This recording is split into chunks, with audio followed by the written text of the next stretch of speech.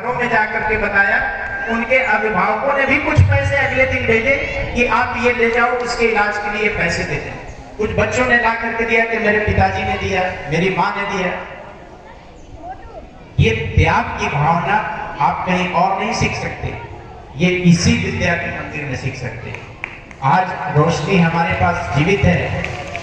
रोशनी के लिए medical college में जितनी सुविधाएं हो सकती थी, 50,000 रुपए तक की जांच और मेडिसिन हमने सब फ्री कराया CMS से, और लगातार 3 दिन तक मैं और मेरी पत्नी जाकर के रोशनी की खबर लेते रहे। इसको पैसे दिए गए और इसका इलाज चला। आज आप सब लोगों की दुआओं से, आशीर्वाद से रोशनी हमारे बीच है।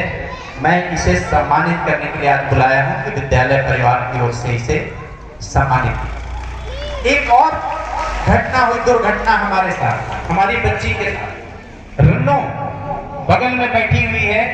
रन्नो एक दिन अर्धवार्षिक परीक्षा देने आ रही थी और आगे कोई पुलिया है। कौन सा गांव तुम्हारा? गढ़वा। गढ़वा ना? गढ़वा। गढ़वा से आगे कोई नहर की पुलिया है और अचानक कोई कुत्ता है, कोई जानवर आ गया, उसकी साइकिल से गिरी और करीब 30-40 फुट नीचे, 50 फीट नीचे रोशनी जो है वो खाई में चली गई।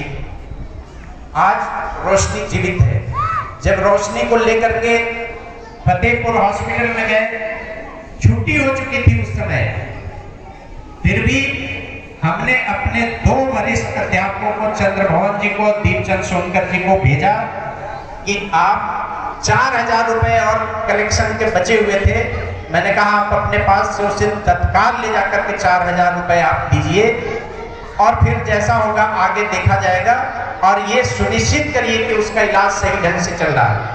मैंने SDM खागा को फोन किया, प्रहलाद सिंह को। हमने कहा आपके मदद की जरूरत है, हमारी एक बच्ची गिर के गंभीर रूप से घायल है, आप उसकी कुछ आर्थिक मदद करिए। उन्होंने, प्रहलाद सिंह ने कहा कि वो कहाँ भर्ती है, मैं उसको देखने जाऊंगा। और प्रहलाद सिंह मेरे कहने पे देखने गए फतेहपुर, और अपने पास से उन्होंने 5,000 रुपए इसको इलाज के लिए दिए। वहां के जो हॉस्पिटल का प्रबंधन था उसको उन्होंने कहा कि इसके इलाज में कोई कमी नहीं होनी चाहिए पैसे की वजह से। और इस तरह से आज रन्नो भी यहाँ पे हम लोगों के बीच में जीवित है। इसकी जिजीविका और हम सब लोगों का सहयोग और आशीर्वाद। SDM ने फोन करके मुझे बताया कि मैंने उसको जाकर के 5,000 रुपए भी दे दिए हैं, कुछ फोटोग्राफ्स भी मेरे पास भेजे उन्होंने WhatsApp पे, और उसके इलाज में उन्होंने कहा कि कोई कमी नहीं होगी।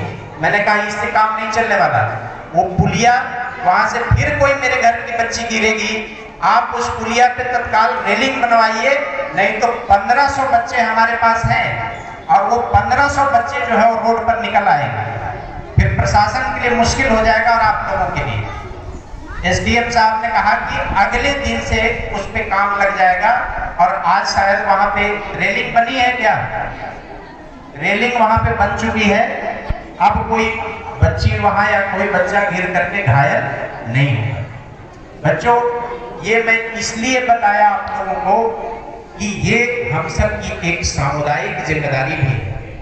हम विद्यालय में अध्यापक हैं, प्रिंसिपल हैं, छात्र हैं, पढ़ना पढ़ाना हमारी प्रारंभिक जिम्मेदारी है, लेकिन समाज की चुनौतियां, समाज की समस्याएं, इनसे लड़ना भी हम सबकी जिम्मेदारी है। और अगर ये संस्कार हमने आपके अंदर पैदा नहीं किया, ये जज्बा अगर हमने आपके अंदर पैदा नहीं किया, तो ये किताबी ज्ञान आपके लिए अधूरी रहेगी और आप जीवन में कभी भी आगे नहीं बढ़ सकते, तरक्की नहीं कर सकते।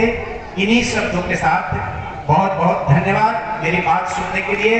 मैं अपने सभी अतिथियों का बहुत आदर और सम्मान करता हूँ, धन्यवाद देता हूँ यहाँ के नागरिकों का, युवाओं का, कि आप आए हमारे कार्यक्रम में, समारोह में, और इसी तरह से आप यहाँ आते रहें और हम लोगों को सहयोग प्रदान करते रहें, मार्गदर्शन करते रहें। अब मैं प्रबंधक जी से आग्रह करूंगा,